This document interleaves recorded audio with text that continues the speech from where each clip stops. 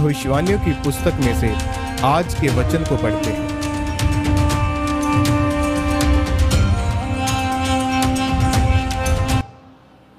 एक बार ऊंची आवाज में बोले हालेलुया। हालेलुया।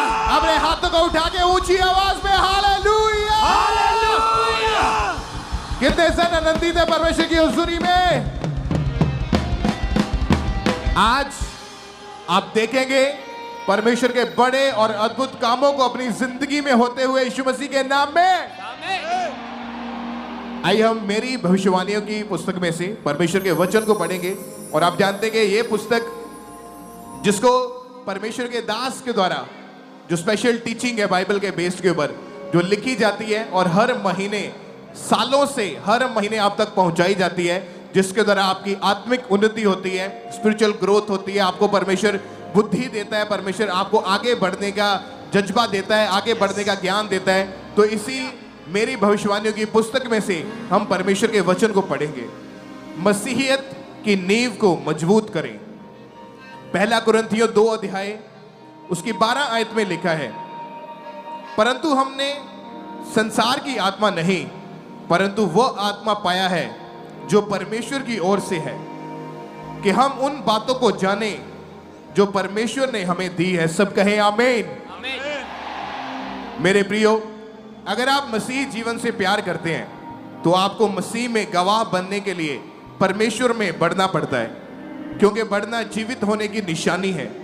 आज हर एक मसीही व्यक्ति को ऊपर की तरफ बढ़ना जरूरी है, यानी उसके जीवन में गवाहियां होनी जरूरी है, क्योंकि लोग आपके जीवन में आपके उपदेश सिद्धांत को नहीं देखते बल्कि आपके जीवन में बदलाव को और परिणाम को देखते हैं। आपके जीवन में परमेश्वर के सबूत का होना बहुत जरूरी है। आपको जयवंत जीवन जीने के लिए बढ़ोतरी करना बहुत जरूरी है। दूसरी बढ़ोतरी आपकी नींव को मजबूत करने की तरफ चाहिए। जब आप बड़ी बड़ी इमारतों को देखते हैं तो उसकी नींव भी बहुत नीचे गहराई तक होती है। अगर आप सिर्फ ऊपर की ओर बढ़ना चाहते हैं और अपनी नीचे नींव को बनाए नहीं रखना चाहते हैं तो वो इमारत गिर जाएगी। वैसे ही एक व्यक्ति जो अपनी नींव को मजबूत नहीं रख पाता तो लोग सोचते हैं कि उसने कैंसर की बीमारी से चंगाई पाई थी, लेकिन यह तो शराब पी रहा है, क्योंकि वह ऊपर की ओर तो बढ़ गया लेकिन नीचे अपनी नींव को मजबूत करने की तरफ नहीं बढ़ा। एक इमारत को खड़ा रहने के लिए उसकी नींव मजबूत करना जरूरी है।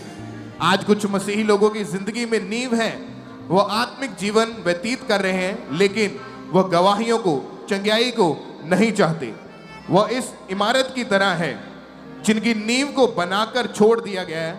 और कुछ मसीही ऐसे हैं जो अपनी आशीषों, चंगाई को लेना चाहते हैं लेकिन परमेश्वर में पूर्ण रीति से नहीं चलना चाहते हैं। तो वह उन लोगों की तरह हैं जो अपनी इमारत को बनाए रखना चाहते हैं और जो बिना नींव की आशीषें हैं वह ज्यादा दिन तक नहीं रह पाती।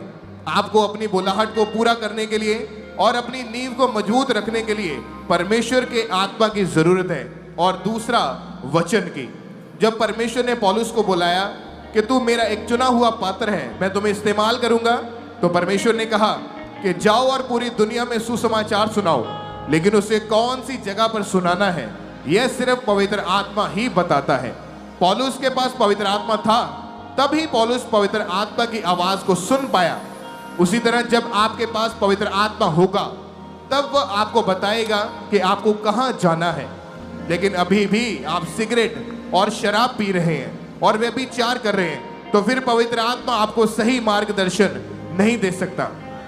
इसलिए मेरे प्रियो, आज आपको परमेश्वर के साथ जुड़ने की जरूरत है, उसके साथ अपना संबंध बनाने की जरूरत है, ताकि आप परमेश्वर की आत्मा की आवाज को सुनकर उसके कामों को करने पाएंगे।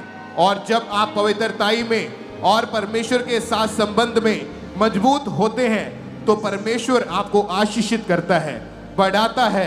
इसलिए आज से जब आप अपने पापों को छोड़कर पवित्रताई में बढ़ेंगे और परमेश्वर के साथ अपने संबंधों को मजबूत करेंगे तो ये 2025 आपके लिए आशीषित वर्ष होगा यीशु मसीह के नाम में।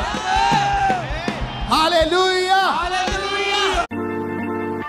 परमेश्वर के गहरे वेदों को परमेश्वर के दास के द्वारा जानने के लिए और ऐसी और नई वीडियोस को देखने के लिए हमारे YouTube चैनल को सब्सक्राइब करें और साथ में बेल आइकन को प्रेस करें ताकि ऐसी और नई वीडियोस की नोटिफिकेशन सबसे पहले आप तक पहुंच सके। जुड़े रहें परमेश्वर की हजूरी के साथ।